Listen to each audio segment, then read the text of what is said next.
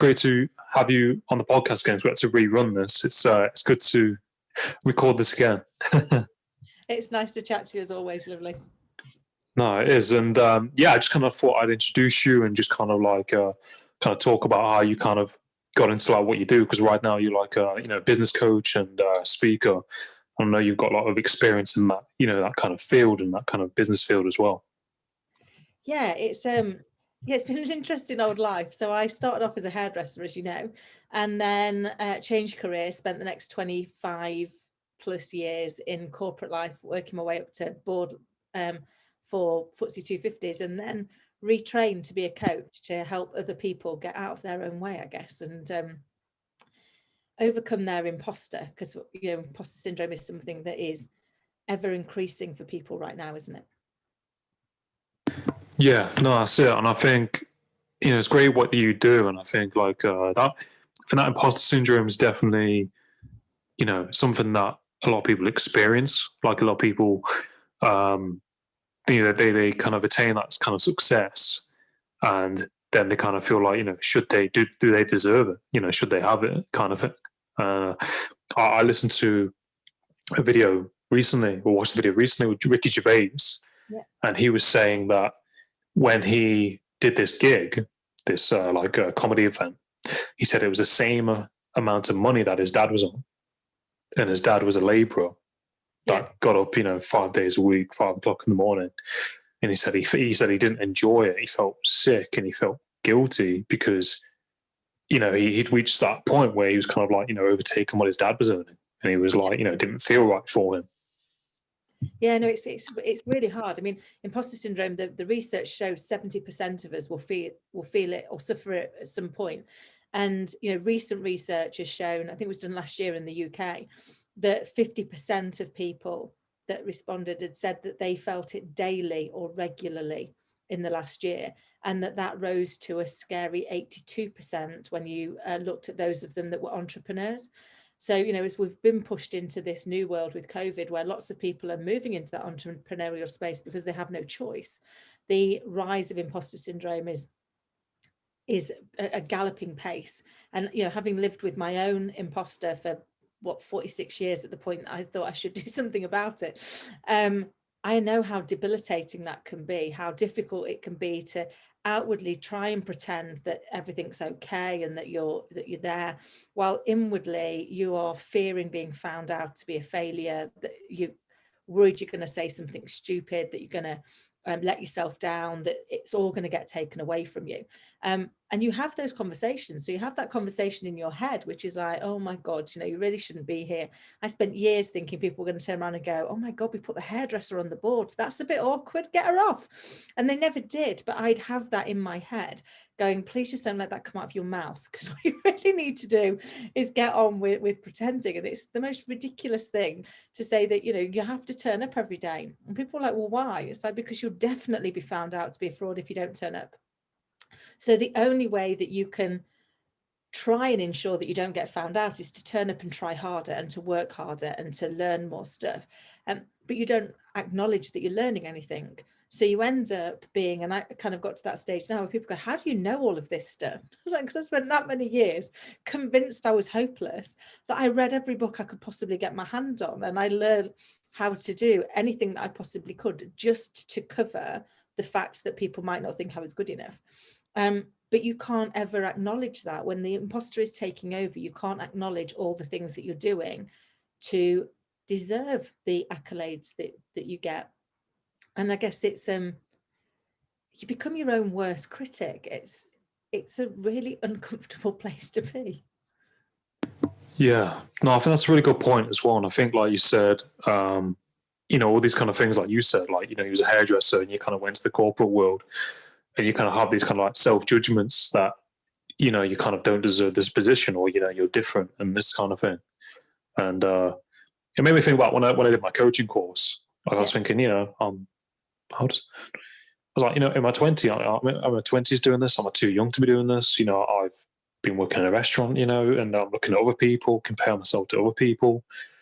And it can be difficult, can't it? Because you're kind of like battling with yourself and trying to, like deep down, that you're okay to have this thing, or to be doing what you're doing. But then there's all this kind of other stuff where it's almost like doubt, almost, isn't it? Yeah, well, I mean, we live in a despair and compare society, don't we? So, we look at the seemingly perfect view of everybody else's life, because funnily enough, we don't post on social media the no makeup selfie when I've been up all night with Scarlett, because the world doesn't need to see that, or dinner or something. But those things happen, life gets in the way, we get distracted. But because we only see the seemingly airbrushed perfection of everybody else, we look at their lives and find our own messy reality lacking.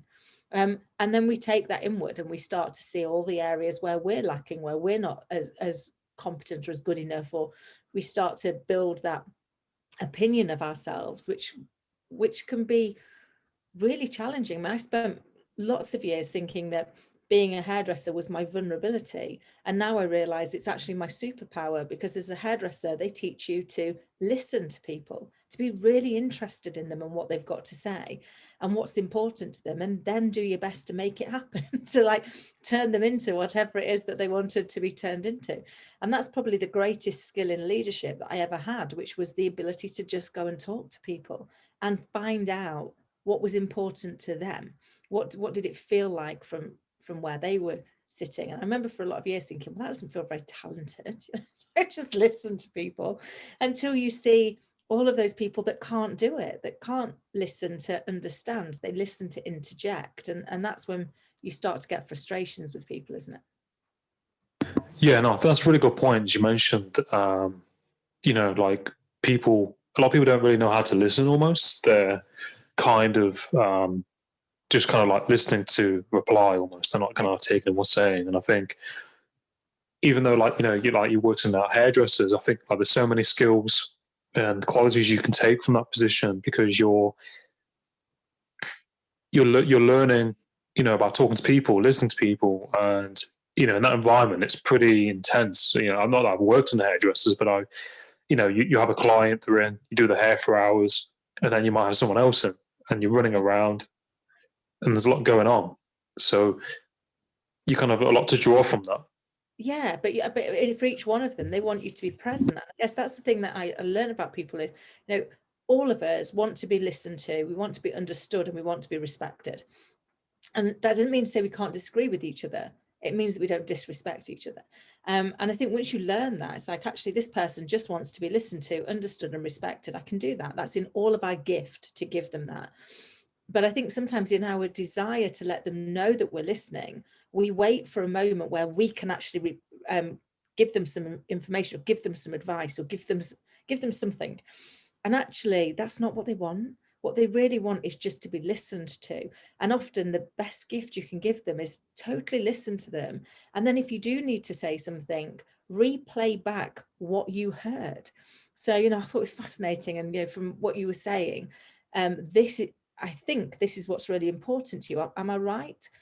Because then they know that you're seeking to understand them, even if you've got it wrong, even if what you've replayed, you've misunderstood. You are showing them that understanding them and communicating with them is your number one priority, and therefore you're seeking to learn. And it's amazing the amount of difficult situations that can just disappear because you've actually taken the time to seek to understand the other person's point of view. And I think one of the challenges we have in life is that just because I'm right, it doesn't make you wrong. So one of the things that I use with clients all the time is I have this book. And if I say to you, I'm looking at the cover of this book, Adam, there's nothing written on it, would you say I'm right or I'm wrong? I'd say you're wrong, because there is something written on it. So, but if I turn it round to show you what I can see, there's nothing written on it. So actually, just because you're right doesn't make me wrong, and vice versa. We're both right. We're just doing it from a different perspective. And that's life in general. So once you realize that there is always an opposite view to the one you've got, and if you seek to understand it, you might actually find, doesn't mean to say you change yours. It just means you recognize that it doesn't make you wrong if somebody else is right. You can both be right. You've just got a different perspective. It can take a lot of the anxiety and the frustration out of a situation, because we battle to try and make ourselves right, to prove our point. It's like both points could be equally valid, just different. Yeah, no, I think that's a really key point that you mentioned, and that when you said like people kind of don't always listen, and people, especially in workplaces, people, employees want to feel valued. You want to feel like you belong. You want to feel like listened to, and a lot of the time I've worked in places like restaurants and things like that, and you're communicating to the manager or the boss, and sometimes they might not listen to you, or you might not feel like you're listened to or kind of valued, and then you feel this kind of like kind of misplacement and kind of questioning what you're doing there, and it increases the stress. I think when you feel listened to and you feel valued, and these kind of like key humanistic kind of qualities, aren't they, kind of that we kind of need as a person. Yeah, absolutely, because we want, we're all seeking that validation on on some level that says I belong, that like that I'm important enough. And when I say important enough, we're not all seeking to be the leader, we're not all seeking to be at the top of the tree, but we are seeking to understand that we have a place and that we add value.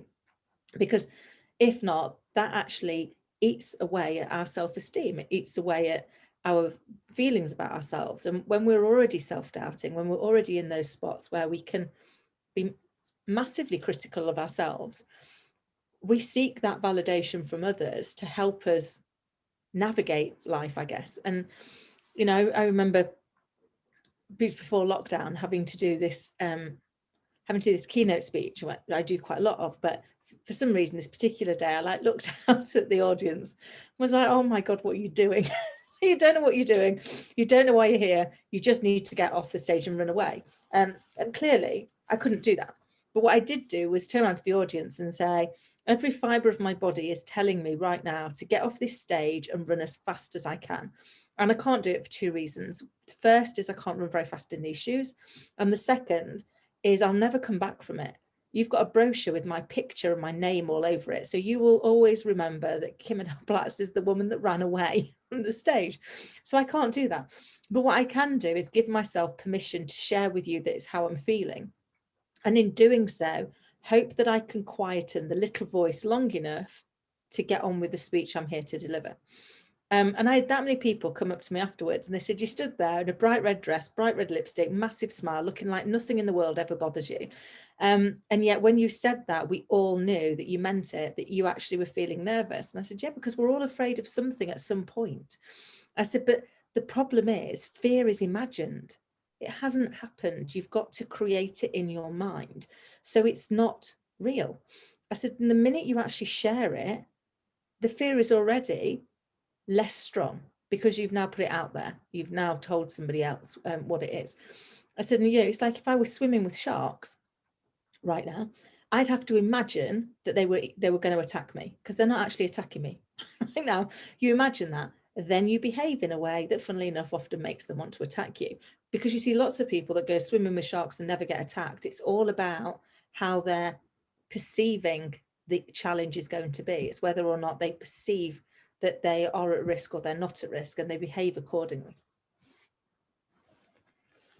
Yeah, no, I think that's a really great point as well that you mentioned, and for when you was on the stage as well, kind of taking ownership of what you're feeling and what's going on for you, because it's like, if you're anxious or you're in that situation, it's like as well, if you want to communicate to the people how you was feeling, then they're kind people kind of like judge and interpret what someone is doing, like by their body language and things like that. So they might have assumed that you didn't want to be there, or so it's good that you kind of took that ownership of what it was. And I think if you do that, then you're not as anxious if you say, I'm actually a bit nervous. Well, yeah, because people empathize. As human beings, we naturally empathize with each other. And so, you say I'm a little bit nervous. Every one of us knows what that feels like. Every one of us has been a little bit nervous. So now actually, I know how you feel. And I know how awful it was when I felt like that. So I'm going to empathize with you and try and be on your side. Because I do think, most people are trying to be kind to each other. They're trying to get through, we're all trying to get through life as best we know how. And I think, that's been one of the, I guess for me, that was one of my big lessons on imposter syndrome, was I suddenly realized, and this makes no sense when you've got imposter syndrome, I suddenly realized I was inadvertently making my opinion more important than anybody else's. And that really doesn't sit well with somebody who feels like an imposter, because you don't think that your opinion counts at all. So I was like, right, but that is what I'm doing, because the minute that people gave me any awards or accolades or told me I was doing a good job or offered me an opportunity, I'd immediately go, oh, if only they knew. Right, if only they knew how hopeless I was, really. If only they knew I wasn't good enough. If only they knew I was a fraud. And I thought about it. I was like, these are people that I really respect. These are people who I aspire to be like. And they're telling me that I'm good at this. And I'm making my own opinion that I'm rubbish more important than theirs. It's like, well, that doesn't work. So in that moment, I decided, what I'm going to do is I'm going to borrow their belief. So if they believe I can do it, I'm going to borrow their belief and do my level best not to let them down. And it was a great thing. I got to do some amazing things. As a result of it, I've co-authored 3 international best-selling books during lockdown. I've got to do some things I just never would have dreamt of doing because I borrowed people's belief. And I've now learned that that's the greatest gift we've got. We can lend people our belief in them until they find their own. And that's in all of our gifts. Everybody, anybody has the chance to lend their belief in somebody to that person and help them get out of their own way. And it's an amazing thing when it happens. Yeah, no, I think that's really good as well. And that, that, what you did and, working through that. And I think as well, we kind of like have sometimes these doubts or, limiting beliefs. But as you said, taking other people's beliefs on us and using that and kind of flipping it on its head and turning it around and then, kind of generating, those new kind of beliefs in ourselves, if that makes sense, kind of drawing from that and then realizing that. And I think that's definitely key, isn't it? Especially in workplaces. This is why I think, workplaces, they need to value their employees and tell them they're good at things, because they might not feel like they're good at a certain job. And then they're probably not going to work as effectively if they don't have that kind of support, like you said, kind of using the belief from someone else and then drawing from that. I think that's kind of what it's all about, isn't it? Because absolutely, yeah, it so is, because actually, I'm a big believer, and I've spent a lot of years leading a lot of people. I'm a big believer that people have good intentions. So nobody gets up in the morning and goes, I wonder how to be really rubbish at my job today. How to really irritate my boss. I don't believe anybody thinks that. So if somebody isn't doing very well at their job, it probably isn't because they're trying to get it wrong. It's probably just because they're not able to get it right. But one of the difficulties is when you start to give somebody the feedback, the first thing that we do as human beings is we defend what we were trying to achieve. So I was trying to do the right thing, so I'm going to defend that. And I'm going to tell you about all the things I want to do. So I'm no longer listening to your feedback because I'm in defense mode, because I'm telling you about all the things that I was trying to do. So when I give people feedback, I start with, what is it I think was your intention? So what is it I think you're trying to achieve? And the reason I do that is to ensure that the person knows that I think they were trying to do the right thing, that I think what they were doing was exactly what I wanted them to do, that I think that they're a good person, they've got good intentions, they were honorable, they were doing the right thing. I'm on their side. So now all we have to talk about is, that's amazing. That's exactly the goal I wanted you to achieve. What we need to talk about is, whilst that's what you were trying to do, this is what's actually happened. So how can I help you to work towards making what you did achieve what you wanted it to achieve? And here are some suggestions. And they're much more willing to take that on board, because you're on their side. You know that they were trying to do the right thing, and now you're just their ally in achieving their goal. It makes the whole conversation piece go so much better than before, because we will defend what we were trying to do. We'll defend our intention rather than our action. And I think the more that we can help people and say, we all needed to learn this. I think sometimes we can we can undervalue what we know. So I can look at something and go, well, that only takes me 10 minutes. So that feels a bit bad. I can do that in 10 minutes. It's like, yeah, but it's taken you 30 years to be able to do it in 10 minutes. It's because you've been doing it for so many years. You've got the experience that you can get there. So actually, it's about recognizing how much we know and then valuing that knowledge, because we are all very good at undervaluing it. Yeah, no, I think that's key, recognizing that, because I think, like you said, a lot of times people, like, we can take things for granted or like kind of be hard on ourselves. And then you, like you said, you think, well, it's taken you X amount of time to be able to do that in 10 minutes. But sometimes we don't always see that. It's like, how I'm good with computers sometimes. People are like, gosh, you should, how'd you do that? And it's like, well, I've been, sometimes, I'll be like, oh, it's nothing. But, when you peel it back, I've been doing it for years, since a kid. And I think it's definitely important, as you said, to kind of be mindful of that, isn't it? And give yourself that kind of pat on the back, to say, wow. And what you said before as well, kind of assisting people in that kind of journey, isn't it? Yeah, because we like to know that other people have been on a similar journey.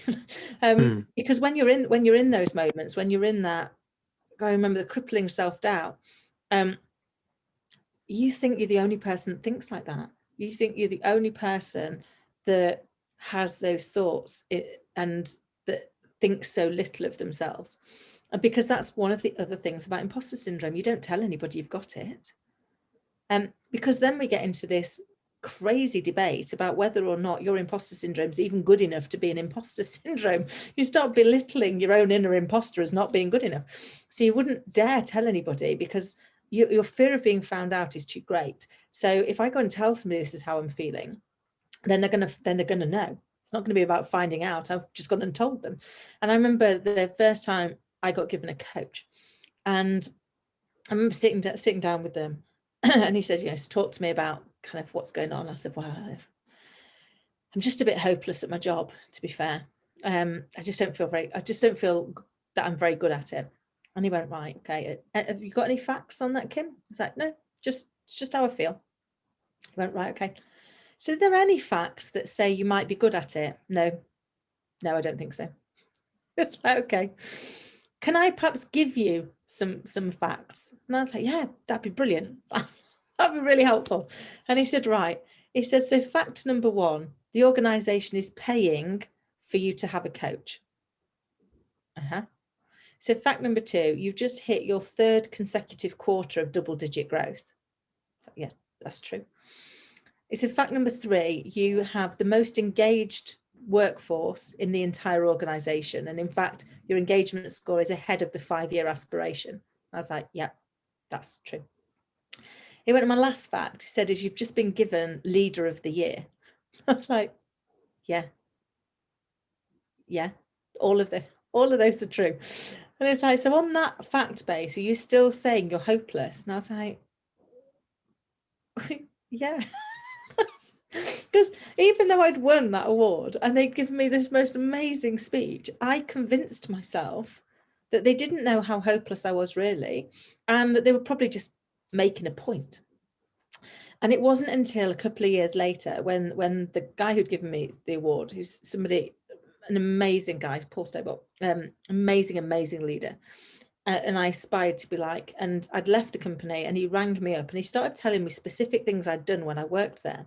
And I realized in that moment that I had been inadvertently disrespectful to a man I massively admire, because whenever he'd given me this feedback, rather than acknowledge it and say thank you and really acknowledge it, I mean, clearly I said thank you at the time, but really mean it, like really listen to what you've got to say, I'd immediately go, oh, if only you knew.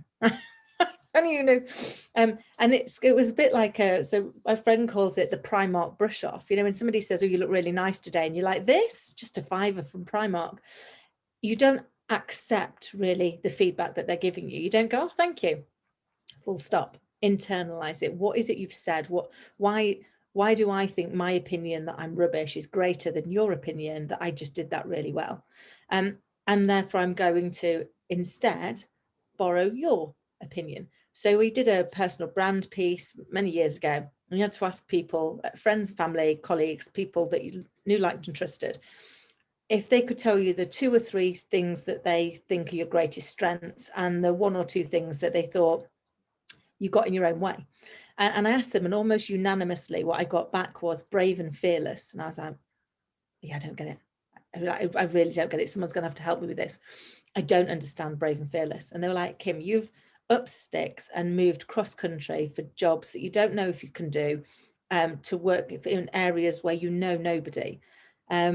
We would say brave and fearless. And I was like, fascinating. I thought flighty and a little bit stupid.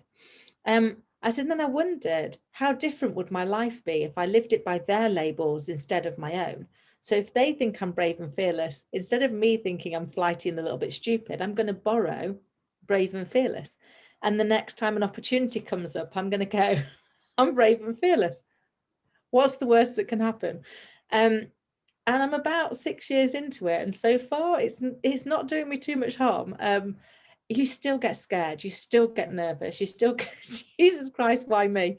I'm doing a series at the moment on imposter syndrome with some amazing thought leaders and senior people in the technology space who've had amazing careers, have achieved some fascinating things in their lives, and yet they too doubted themselves. And I was doing some of those interviews and my own inner imposter kicked in, like, why am I talking to these people? Why am I good enough to ask them these questions? And it's like, but that's just it. That is just your imposter, and it'll be there probably for the rest of my life. But what it no longer does is take over. I can kind of now recognize it and go, all right, thank you, but they're willing to talk to me. So right now I'm not engaging with you because I'm interested in what they've got to say. So I'm going to get involved in this conversation rather than that conversation. And before you know it, the voice gets quieter, shuts up because it's not being listened to. Still will try and find those moments where you're feeling a little overwhelmed and sees it as its opportunity to now might be the time to get their attention. But you can just say, thank you, that's really interesting, but I'm going to choose to do this. And just go with it. And I promise over time, the time that you're triggered, so you might still get triggered, but the time you spend being triggered gets shorter and shorter and shorter until actually you almost don't notice it. No, I think it's pretty incredible, isn't it? Like you said, how you had those achievements and those accolades, in that company, and yet, due to that imposter syndrome, you kind of was like, kind of almost like overlooking those things that you've achieved, and like, even when you were saying them, I was like, wow. And then it's pretty crazy, isn't it? Well, when you think about it, how that can happen, and how people can kind of like numb to those successes and things like that, isn't it? Almost like this kind of numbness to it, and like, but I think it's great that you kind of been able to kind of work on that, and you're aware of it, and that the voice isn't like kind of overpowering you, if that makes sense, and you're able to kind of be grateful and kind of be mindful of what you are doing right now. It's been I think life is just a journey. I think life is my nan used to say every day's a school day, and God bless her, she's right, because we learn something every day. And I think once you put yourself in that space, it's like, okay, I'm going to learn. And I learned a lot since becoming a mum. And I was like looking at it and going, what's the difference with, because if I turn around to you tomorrow, Adam, and said, when you wake up, you're going to have to learn how to walk or talk or eat or run or jump, you'd be overwhelmed. We'd all be overwhelmed. And yet the reality is, at our most vulnerable, we already did it. So when we were our most vulnerable, when we were little babies and toddlers, we learned how to do all of those things that today would daunt us. So why is that? And it's for a number of reasons. The first is we've not yet learned how to say no. No, I'm not doing that, and then not do it. The second thing is we want to belong. So if you're doing it, I want to do it because I want to be just like you. And the third one is, and for anybody that that's seen children learning to walk in whatever capacity, what is around them? people there going, come on, sweetheart, you can do it, you're nearly there. So we're all there lending them our belief. We're all there egging them on in their corner going, you've got this. And it's something that we cease to do as we become adults. We cease to lend that belief to people. And yet, if the power of our belief can help a child walk, imagine what it can do for an adult. And so, for me, that's probably it's my number one passion at the moment, is helping people realize that actually, if you lend your belief to people, you'd be amazed at the results. And I remember, same organization, we had to, I was running the sales team and I had the largest target in the UK. In fact, if I missed my target, the whole company missed its target. So it was a little pressured, shall we say. And I remember on the last day of the financial year, we needed about 250 grand. And it was a Friday, and we'd never done more than 180,000 on a Friday. So it was tough. But I genuinely believed in my people. I believed in my team. And I remember standing at the start of the day and saying, if there's any good karma in the world, we are going to achieve this today because you have done the right thing. You've been honest and transparent. You've not been pushing things on people that they don't want. You've not resorted to anything that lacks value, that lacks trust, that goes against our ethos. And as a result of that, I believe that the karma will bring that back to us, and we're going to get it. And if there's any team in the world that can achieve this, I believe this is the team that can achieve it. And if you don't believe, borrow my belief until you find your own. And I probably did that shout out 4 or 5 times on that day. By the lunchtime, I'd got the entire exec team coming down to listen as well. It was like, no pressure. But we went on to not just hit the number, we annihilated the number. We had an amazing day. And we came in at just over 300,000. So we really smashed it. And I had people coming up and hugging me, but you realized at the point at which people now had their own belief. They didn't need yours anymore and they were then sharing theirs with everybody else. So before long, we all believed, every single one of us believed. And that's what made it happen, because we were all bought into that belief. And it proved to me the power of lending somebody when they don't start out. So we all have this chance that says, when you next see somebody who's going, well, I don't know if I should do this, lend them your belief. Go, well, I think you could. As long as you do. Well, I mean, you've got to actually think that they can, but be on their side. We're so afraid of falling, and yet that's something we learned, because as children we fall all the time. We fall down, we get up, we try again. We fall down, we get up, we try again. We fall. It's not our defining moment. And the reality is, the only true failure in life is the point when we give up trying, because every time we try something and fail, we've just learned one way not to do it. But if we keep going, we'll find a way to do it. And I love a quote, but there's one that I really like, which is, the point is not to practice until you don't get it wrong. Sorry, but it's completely wrong. The point is not to practice until you get it right. It's to practice until you can never get it wrong.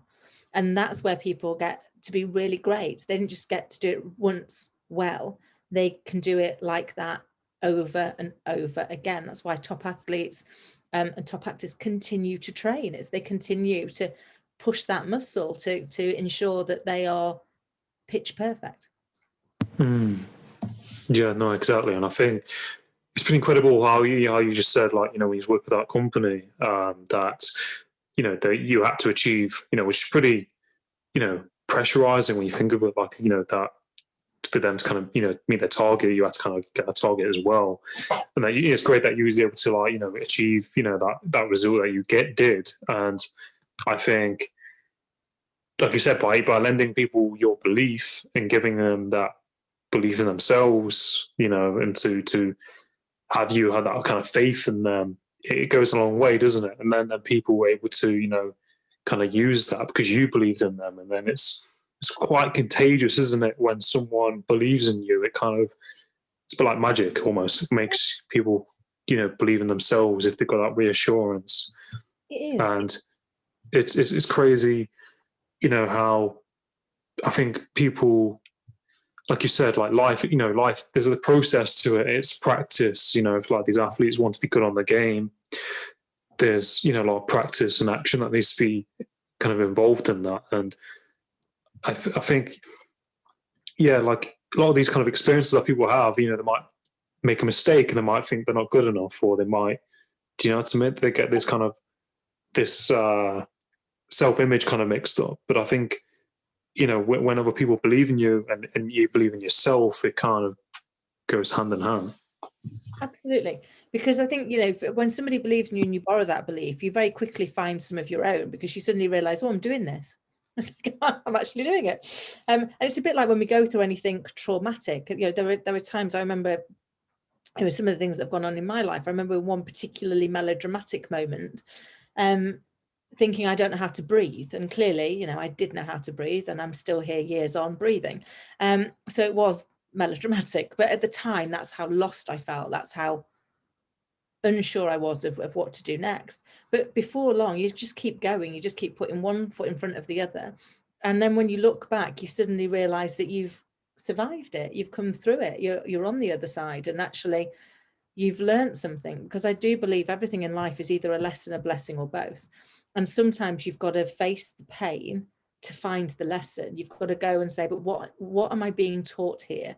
What am I supposed to take away from this, to make sure that I don't repeat it in my future? Because that's the other thing about life, is if we don't learn the lesson, life will repeat it for us until we do. So it's, and you know, I learned that the hard way. I had a lot of lessons repeated to me numerous times until I realized that you've got to go and do the work. You know, you can't look at this and go, well, all of this unfortunately happened to me. I'm the constant. I'm the person that was there throughout it all. So what was I doing, saying, thinking, acting that attracted to me those lessons? And it's because I'd not learned them. I'd not gone back and said, what am I supposed to be learning from this? What am I supposed to be evolving and doing different?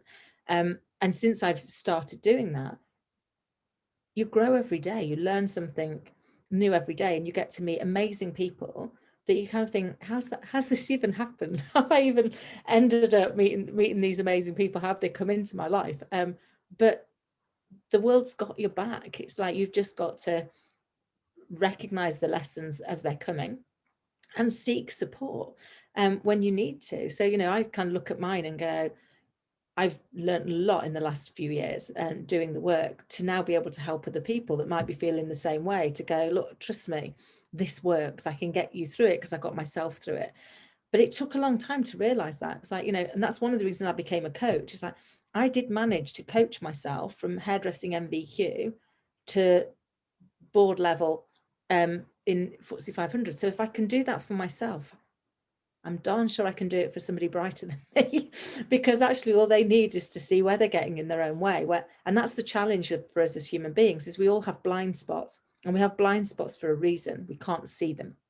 So I had somebody say to me once, oh, you're a coach, so you think you're better than everybody else. And I was like, nope, that's not what coaching's about. So actually, you know, if you think about every top athlete, top politician, top actor, top businessman, they've all got a coach. If the coach were actually better than them, it'd be their name we know. That's not the point of them. The point is that they can stand behind you and go, you know, when you run ever so slightly to the left, and if you corrected that, you could take 3 seconds off your personal best. They just stand in your dark spots and shine a light on them. And that's how you get out of your own way, because we all have them, you know. So I have a coach, and you could go, well, that's great. Well, we'll just have your coach then, because clearly your coach is better. They're just different. They're able to stand in my blind spots and let me see what I can't see. And I coach some other coaches, not because I'm better than them, but because, again, you just need somebody who can shine a light in the dark spots you can't see. And whether that's through self-help groups or reading books or listening to podcasts, I think the more we can learn from each other, the easier our lives become. Yeah, no, I think that's a really great point you mentioned as well, that, you know, how, you know, we have these kind of blind spots in our lives, and that we, you know, there's, like I said, you know, to have a coach or a mentor, that's important. And it's not, you know, because as a coach you're trying to prove anything at all. It's the fact that, you know, you're kind of wanting to help other people, but like, as people, like you said, we, you know, it's quite a mindful place, isn't it, that you have to go to, like you said, recognizing certain things, and kind of wanting to recognize those lessons, and telling yourself, I'm not going to do, oh, I recognize XYZ, I'm not going to do that anymore because, it makes you feel XYZ.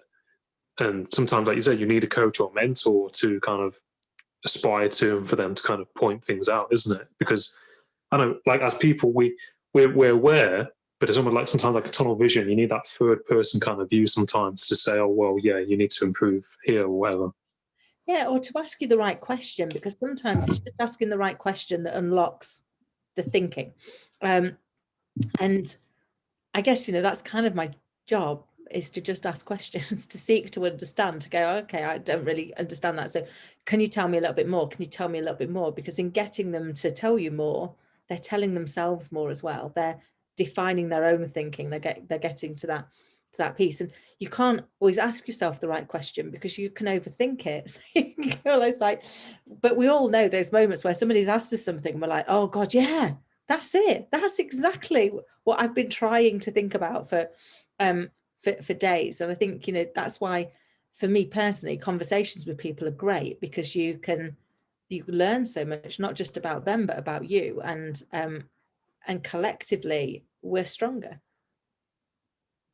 Yeah, no, definitely. I think you can definitely learn so much from other people, can't you? Like, and like through networking, and even like doing podcasts like this, you learn things about yourself and the other person, and it's quite cathartic because it's like a through meeting other people and seeing their perspectives as well, and listening, and you kind of self-reflect and things like that. I think, like, as a coach, you do tend to do that.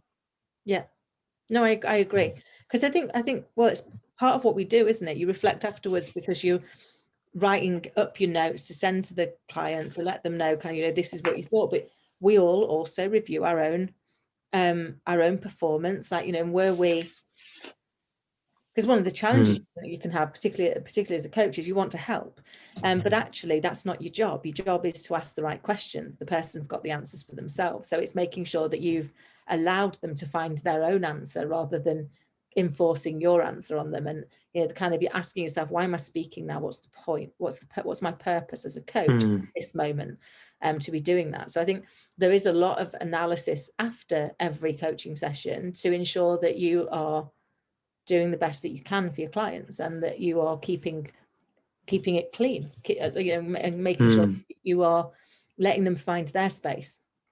Yeah, no, exactly. And I think it's really important, as a person, to be mindful, of our lives, and to provide value and help other people. And I think, it's great that you're using your experience, in your life to help other people and make that difference. Because I think, it's like you said, with your experience, your life experience, kind of taking ownership of that, and kind of thinking, how do I want to use this to help other people. Some people, like you said, if they've got that imposter syndrome and it's that debilitating, they might be playing off their life experience.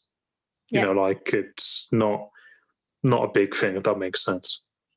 No, I know it does, makes total sense, because I think that is this, that is the challenge. I mean, it's really hard when we doubt ourselves, and we all doubt ourselves, because you feel like there's only you that's there. But actually, in sharing it, and it's really hard to share, but in sharing it, you suddenly realize that other people feel the same. I mean, I wrote an article recently, and the amount of people that reached out to go, oh my God, you've nailed it. And I was like, really? I know you. I used to work with you. I didn't think you doubted yourself at all. And they were like, oh my God, no, totally felt how you did. Because that's the thing. Often, we're that busy hoping nobody notices that we don't notice it in others. And yet we're all feeling the same. And yet we are all vulnerable about something. But when you can share your vulnerability without losing your credibility, you help other people to be able to share theirs as well. You create a safe space where it's okay to not be perfect, because we're not perfect. None of us are perfect. And we all have something that, we'd like to do better. But I think when you can learn how to create that space, particularly as a leader, if you can share vulnerability without losing your credibility, it unlocks the power of your team, because it makes it okay for people not to be perfect. And that allows them to tell you where they're most nervous, which allows you to help them. Because I feel really nervous there, that's fine, I can help with that. I can get you some more training, or I can get you some support, or I can buddy you up with this person. Or we can go, well, that's okay, because you're absolutely amazing at this thing over here, and this person is amazing at the thing you're not great at and could really do with some help on the thing you're good at. Why don't you work together? Collectively, you'll be stronger. But until we open that dialogue, until we create a space, an environment where it's okay to not be perfect, then people are going to go inward. And when you go inward, that's when your imposter takes over.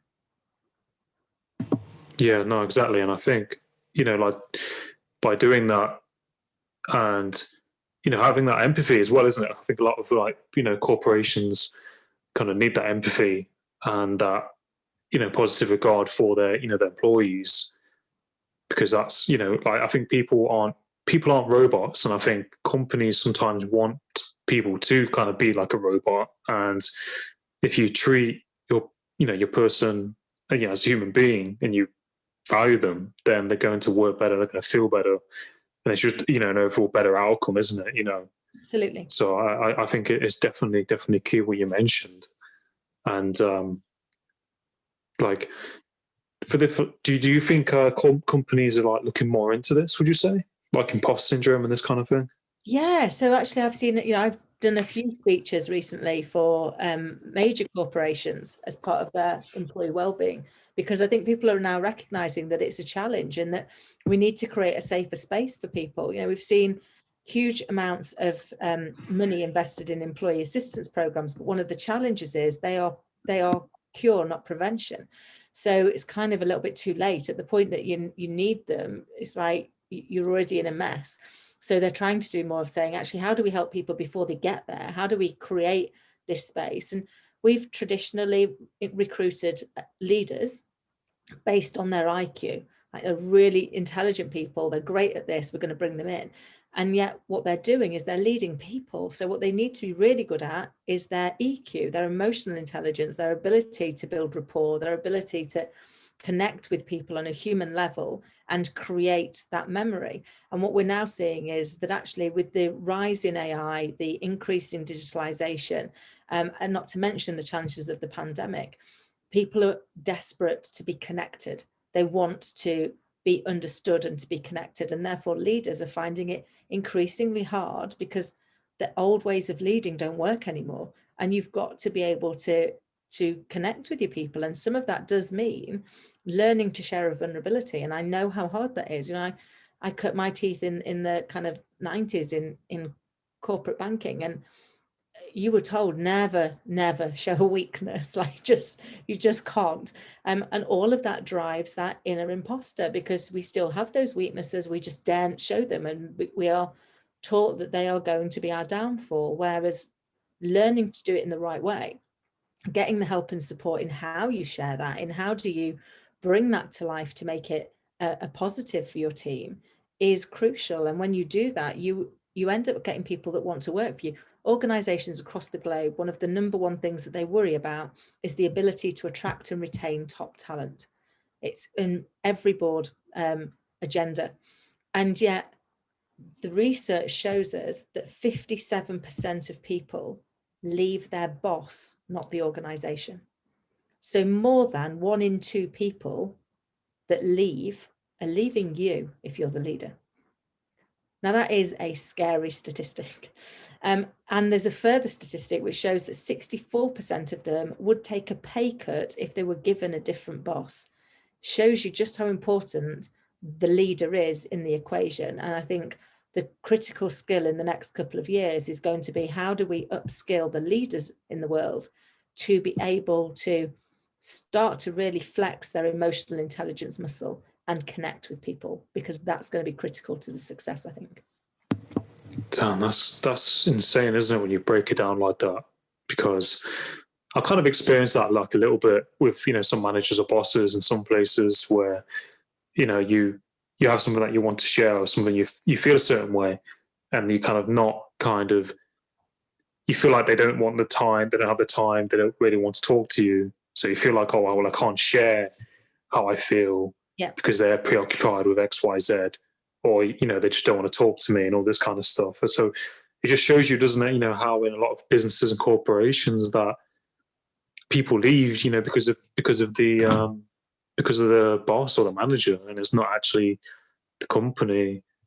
And how, like, in some places, I mean, there's nothing wrong with people working their way up in the business, but sometimes, like you said, you got these people who don't have emotional intelligence. They're just there for the money and XYZ. They've worked up the ladder to the manager or co-director position or whatever, and they're not they're not those kind of humanistic qualities where they can talk to the people in a certain way. Like, I was talking to somebody a while ago, the other month, and they were saying, they want to do XYZ in this business, but the manager that kind of isn't interested in what they have to say, or that empathy and that interest in them. I said, well, they might just not have those kind of qualities or in themselves. So you're going to feel drained and negative because you're wanting that from them, but you're not getting it.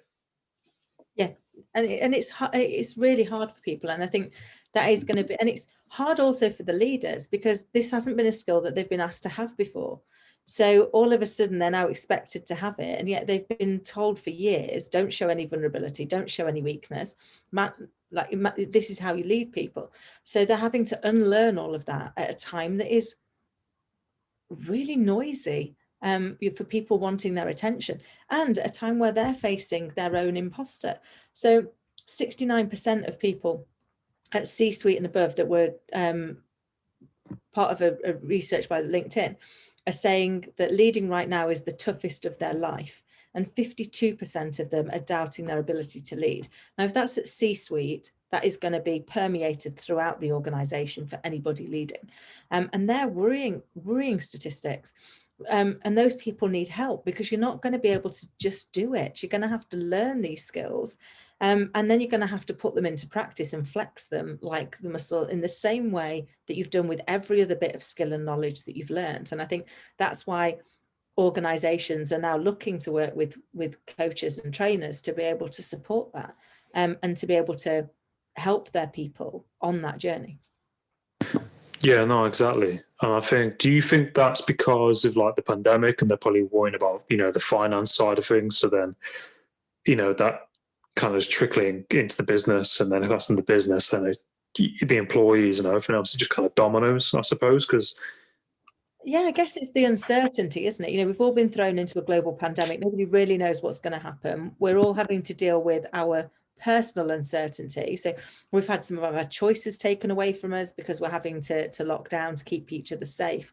So, and much as you try, you can't keep your personal challenges out of work. You can say don't bring them to work, but funnily enough, your voice will be with you all the time, so it'll creep in. So you've got those parts as well. You feel very very conscious that your people are looking to you for leadership, to be okay, to feel confident that they're going to get through this. And you've got to give them that. You've got to give them that confidence. But who gives you yours? Where do you get your comfort and your confidence that you're going to be okay as well? So being a leader is a really tricky job. You've got to manage people through the change whilst managing yourself through the change. And ensuring that you get the right support. And I think for a lot of people, that's where then they're now saying, well, okay, I need some help with this, not because I'm not good enough, not because I'm not capable, but because I deserve the opportunity to have somebody on my side as well. Yeah, no, exactly. It's definitely strange and difficult times, but I think, like you said, you have to be able to manage and keep yourself okay, and try and keep that separate, from like your business, and not let that leak into your business and your employees, because then, it's like it just has a domino effect, as you said, and trying to be okay, and try and focus on like the things you can control, and try not let your own personal things kind of leak into your business as well. But yeah, I was just trying to like kind of round up. I was just thinking, like, do you have any favorite books at all, like you like to read, or Oh God, yeah, loads of them. So One that I always share with people, and it's a fascinating book and it really helps, is called Crucial Conversations. And it talks about the fact that there are moments in our life when a conversation becomes crucial. And by that, I mean that it becomes tense for one or both parties. So that can be in your personal life, it can be in your professional life, it can be in business. And what happens is that in those moments, we respond in either violence or silence. So either I feel under attack and therefore I go on the attack. So I might get louder or more aggressive, more shouty, or I retreat from the whole thing and go, oh, I'm not going to get involved in that. Neither one of them help. And this book's got some great tips in how to build a safe space so that you can discuss whatever needs to be discussed, because you've taken away the fear, and therefore people don't need to do the violence or silence. So that one's brilliant. And the other one that I would recommend is The Big Leap by Gay Hendricks. An amazing book that talks about the fact that we spend most of our life in our sphere of excellence, and actually what we have to do is the extra work to get ourselves to our sphere of genius, because that's when our soul sings. And they are both really great books. I hope you read them. No, that's awesome, and I really appreciate you sharing, those books as well. And I think it's great in all that you're doing, with your work, and I really appreciate you sharing like your story and the experience you've been through, because I think it's really valuable, experience, and what you're doing, and how you overcame those obstacles, and how you're helping other people as well. I think it's really great, and and I wish you all the continued best for what you're doing as well. Thank you so much. I really appreciate it. Thanks for having me on. I really appreciate that too. Yeah, no, you're welcome. I'm glad we was able to do it this time. Absolutely. I hope you have a great day and all the best. And you take care. Ta.